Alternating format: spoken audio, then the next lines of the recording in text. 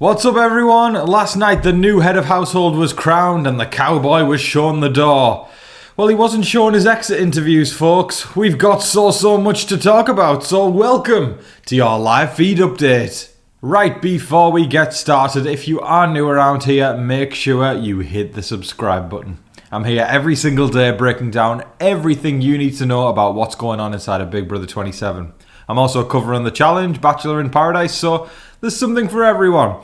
But we're only hitting the halfway point of Big Brother right now. We've still got half of the game to go, and if you don't want to miss a thing, hit the subscribe button.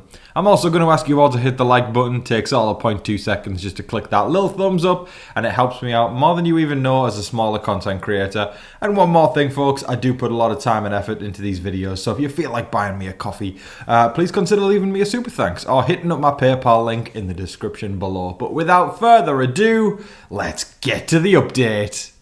Question of the day now, folks, and first of all, I'm going to give you all the answer to last time's trivia. So the question, of course, was who has been nominated more times than anyone in Big Brother history? If you said Janelle, you would be correct. She was nominated a total of 13 times, so if you got 13, that is also correct. So well bloody done if you managed to get that one without Google searching it. But today's trivia question: who has spent the most amount of days in the Big Brother house? Rocket's joining us for this segment because he loves to go tap dancing whenever I decide I want to record. But who has spent most days in the Big Brother house, and how many days was it? Alright gang, before we talk about the results from the Head of Household competition, I just want to take a solemn, calm moment to say, yes! He's gone! Oh my word, I am so freaking happy. I couldn't have dealt with another day. I really couldn't have, and I'm so glad that he went. I want to congratulate Mickey on pulling out the blockbuster win when she needed to. That was very impressive. And then to send Cowboy out the door, I'm not going to miss him at all. I am more than happy to see him gone, and I don't know. Some of those edits, man, that I was watching on the episodes were not very portraying or accurate to that was actually happening on the live feeds. So if they're not going to give us the truth edit, then I'm glad that he's not there anymore, and let the game continue. We're going to talk a little bit about Rylie's exit a little bit later in the video because something came up about his exit interviews. But first of all, we're going to talk about who won Head of Household. It was the iconic wall competition. There was one dismount from the wall that I think is a contender for one of the greatest of all time. I don't think Jessica's from 21 can be beaten. That one was truly iconic. But we got one that, definitely a contender for at least the second spot. Of course, there's been so many iconic wall moments, from Helen was pushed to Jessica to now a certain person this season. But we're going to talk about the dismount order, who went off first and who lasted till the end. So first off was Will and Ashley. The feeds actually went down for that moment, so we didn't see who went down. It was one of those things, we were waiting all night. We were seated, we had lots of caffeine to try and stay awake, and then they finally started. And then the first two we didn't even get to see fall off the wall because they cut the feeds. It was cut every single second. But Will and Ashley were the first down, and they lasted quite a while, I want to say. While they were the first down, they did incredibly well. I believe they lasted over half an hour if my short-term memory serves me correctly. But yes, Will and Ashley first down. After that, Morgan was the one who went down. I had my money on Morgan to win last night, so maybe it was all the talking she did about saying she was going to win the wall, and it got to me. But her dismount was absolutely hilarious. Roll the tape.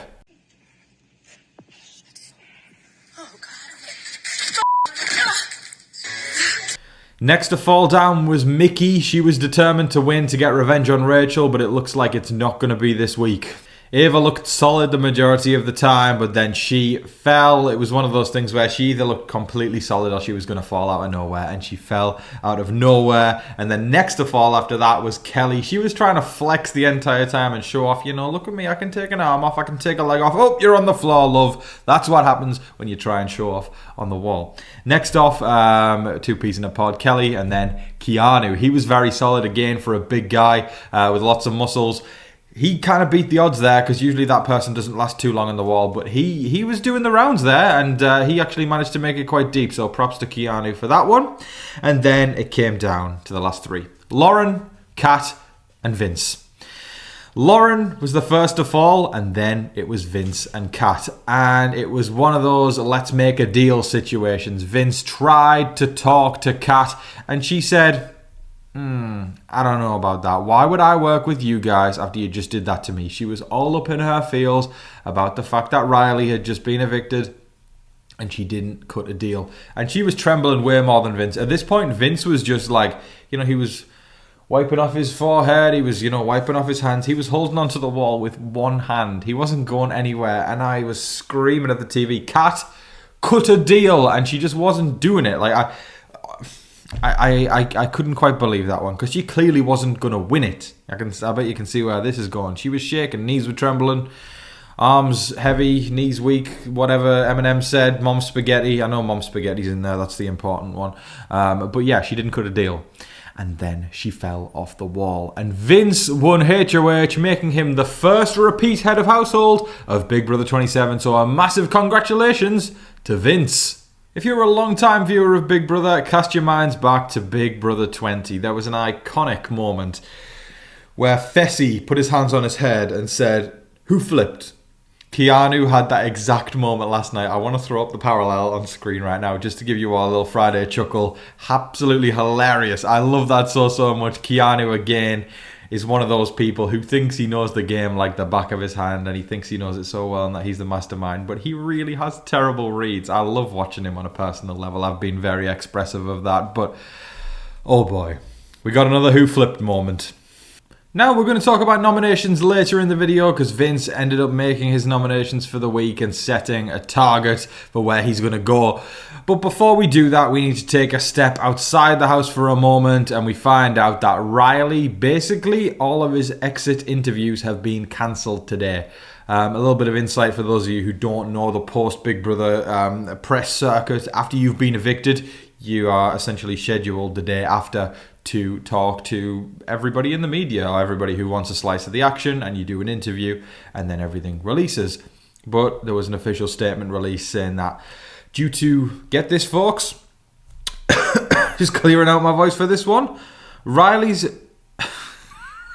exit interviews have been cancelled due to scheduling conflicts. Scheduling conflicts. Was he supposed to still be in the house? It's a good job he got evicted, right? Probably got an appointment at the DMV or something you got to go to. What a crock of... I am not going to go there, but I think everyone's thinking the same thing. It's just very, very suspicious how, scheduling conflicts. I don't know what's going on there, folks. We can only speculate, and that can only get you as far as it can. I'm sure the interviews will be shifted to next week or maybe later in this week. I wouldn't be surprised if, there's some media training going on there, or, saying, probably telling Rylie about everything that's happened outside the house, because TMZ has reported on all the Rylie stuff. A lot of live feed updaters have been talking about their opinions, including myself, of what's going on in there.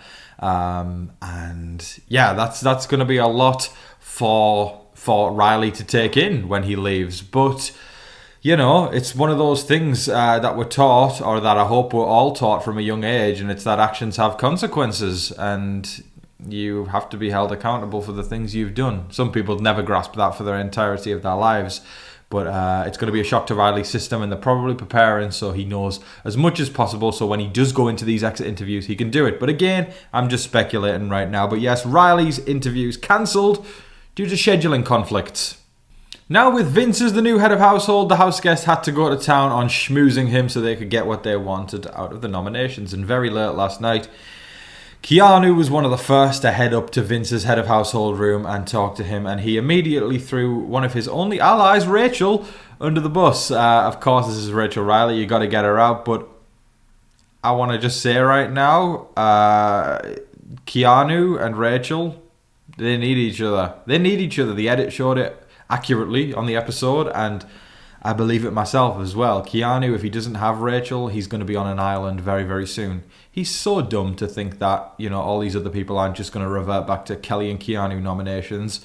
Rachel's not going to do that to Keanu. She's not going to put him up. And I get, you don't want to let Rachel get too deep, but again, we're at that point now where you can still wait a few weeks, I think, personally, because there's still so many people. I am, as the weeks go on, I'm struggling to see a path for Rachel more and more and more. I think it's going to be very difficult for her to get there. And when somebody's like that, it kind of feels like you've got a little bit of leeway, but you don't want to give him too much leeway. So I get why he's going for her, but also at the same time, this is Keanu. He is delusional, and he doesn't know which way is left and which way is right in the game. If he takes out Rachel, he's do it when you get to the final 7, 6, 5 maybe. But right now, Keanu, it's not the move to make. I think Vince has his back to some extent, but again, people might work with Keanu for a week, but they're not going to stick their necks out for him. And he wants to put Rachel on the block. Rachel's somebody who would stick her neck out for him, but. Yeah, I think a lot of people are watching this move and just thinking, why? Why are you doing this? Again, Keanu, he doesn't have a good read on the game, but that's what he's pushing. He's been pushing Rachel, Ava, and Ashley. Ava makes more sense because Ava actually put him on the block. But Rachel, on the other hand, she's actually one of the only people actively looking out for Keanu and feeding information back to him. And he'd rather keep the people safe who aren't saying crap to him. But again, I also think, and I've thought this since the early days, I don't think Keanu wants to work with women. I think he's a guy's guy at his heart and soul. He might say he's not, but I think there's something ingrained in Keanu where he just... I feel like he wants to work with the men, and there's nothing wrong with that. And of course, the girls work together as well. But in this situation specifically, he continues to shoot down the hand that feeds him every single time. The girls offer him a lifeline, and he says, no, I'm going to go with the guys who are not going to have my back for the long run. But that's Keanu, folks. That's delusional. That's life. Now, even though Keanu really, really pushed Vince to do that, I don't think Vince was thinking about going in that direction. Of course, we're going to talk about the nominations very, very soon, but I am not joking when I say that going into the nomination ceremony, about 5 or 6 names were on the table.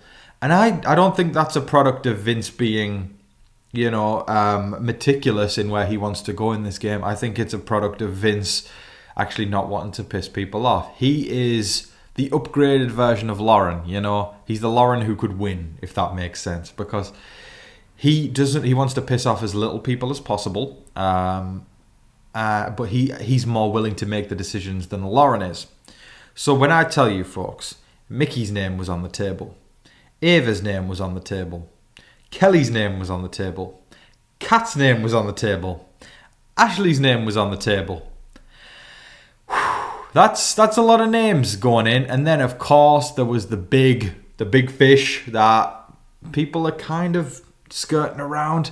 Rachel Rylie. That name also was there, especially because I think my verdict, and I'm going to talk about something else very, very soon, but I think people are scared of Rachel. I really do. It's working to her advantage. If Rachel was any other player, you'd put her on the block and you wouldn't worry, but nobody wants to be the person who puts Rachel Rylie up because everyone's scared of the backlash, A lot of nominations in this day and age you can get away with doing, and then everyone kisses your ass and gets passive-aggressive with one another. That's how I liken modern-day Big Brother. I sometimes just think of it as passive aggression in the game, because people don't want to address anything and they will just kiss your ass and say, I love you, I love you, I love you, I've known you for 2 weeks. And then, there'll be the subtle digs behind each other's backs. Whereas when I watch the challenge, they say what they mean to your face. Each one has its benefits, each one has its hindrances. But yeah, there's a lot of passive aggressiveness in Big Brother. And Rachel Rylie, we know, does not deal in passive aggressiveness. If she has a feeling, she will say it to your face. And I think a lot of these youngsters, yes, I just said youngsters like I'm an 87-year-old man in a Florida retirement home. A lot of these youngsters don't know how to deal with other people's emotions. They want to deal with their own and not piss anyone else off. And as a result, they're scared to put Rachel on the block. It is the power play to do it. I am still looking at these people and thinking, how has she not hit the block yet? But it's the power play to do, and the person who does it is going to be remembered as the one who dethroned the Queen, the one who took out Rachel Rylie, and that will be massive when you get to the final 2. Massive talking point, when they say, talk us through your game. If you can say, I took out Rachel Rylie, that does the talking for you. You don't really need to pick up many more points than that, and the person who does it, of course, is going to, or if somebody does it, they're going to have Massive street cred on their back there going into the final two. But again, all these players, they're too afraid to do it because they deal in passive aggression rather than just facing things head on. And that's a product of the modern day Big Brother. People are too afraid to target Rachel, and it's working to her advantage. Now the nomination ceremony came around, and it was one of those weeks where very much up until the moment everyone was bouncing off the walls and we were trying to figure out who it could be. And with so many names in that pot, it was really one of those things where it's like, okay, it could be this person and this person and this person and this person, and there's just a massive list of combos. But it came down to this, folks. Vince decided to nominate for eviction Mickey, Ava, and Kelly is once again seeing the block. I want to preface this with Mickey is the target, but I want to say right now, big emphasis on that. Don't walk away from this update and think that she's definitely gone. Mickey is the target right now. It's like what I've talked about. Vince wants to do what pleases the most people, and this week, taking out Rachel is probably going to create too many ripples in the house, ripple effect, and as a result, Mickey, because of her constant negativity and how she never has anything positive to say, she is an energy vampire of life. People are collectively coming together to kind of say, I'm kind of done with Mickey, you know. So Vince, of course, is going with the path of least resistance. That doesn't mean, though, that Rachel won't see the block this week. We're going to talk about that very, very soon, about a potential backdoor plan. But the one thing I also want to bring up is the fact that Ashley has also been floated as the replacement nominee. Like I said, there was a lot of combos there that didn't end up seeing the block. You know, Kat, Ashley came close there, but I think it's very, very possible that Ashley could be a replacement nom should one of them come down, which would be crazy because they'd be letting Rachel see another week. But yes, it's all to play for, with Mickey being the target right now. Now, with those nominations, of course, Rachel is not on the block. But of course, we talked earlier about how she's the big fish and taking her out would be the power play. And that's why backdoors exist in Big Brother. You can do it without getting as much blood on your hands by not letting them compete in the veto ceremony. So you let one of the nominees pull themselves off the block, and then you can put up the big dog Rachel without her having the fighting shot. But of course, Blockbuster exists, so it does give her one more shot. But again, with Blockbuster now, 3 people have to be nominated, which means it expands the chances for one of the nominees to win the veto, which can help the head of household have, you know, pawns aplenty. It will be 4 people out of the 6 competing. That's to say, if, you know, allies of Vince's weren't picked as well as the veto picks. But, you know, the nominees, if they're all pawns, and Vince has said that to them, and that's 4 people there vying for veto to pull themselves down and potentially make that move to put Rachel up. And I want to say, folks, I am not ruling that out this week. If Rachel's going to go, it would be through a back door this week. I think there's going to be a lot of pressure from a lot of sides. You know, Mickey, of course, is going to be all the way up Vince's arse saying, take out Rachel, let's embarrass her in front of her kids, let's embarrass her in front of her husband. Insert another negative quote inside because she's so miserable. But yeah, she'll be doing that all week long. Keanu, of course, isn't going to show up. He's going to keep going about Rachel as well. And Lauren, of course, we know is absolutely terrified of Rachel because Rachel's the opposite of her. She speaks her mind. She says what she wants to do, and she's got confidence, something that Lauren doesn't. Maybe she's going to find it. She grows up a bit more. But right now, she's like the antithesis of Rachel. The anti-Rachel. That's what I'm going to call her. So there's going to be a lot of voices in Vince's ear saying, this is it, Rachel. And like I've been talking, these players, this modern day, I don't want to piss everybody off, their values and their motive and their target will change depending on what everybody else is saying. The brain doesn't work for itself, it works for the people in modern day Big Brother. So if Vince is hearing that more people want Rachel out than not, then he's going to do that.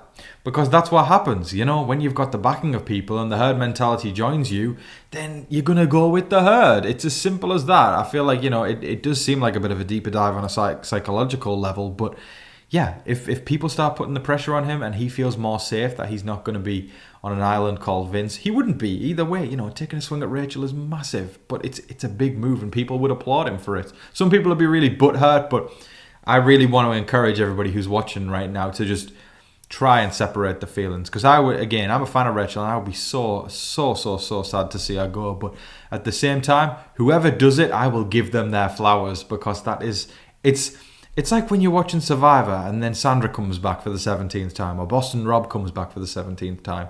Even though they've played that many times, you're still thinking, oof, I wouldn't be the one to want to go up against them, you know? It's Boston Rob, it's Sandra, it's Rachel Rylie, you know, and the person who does it, people remember it forever. There's one specific moment I'm thinking of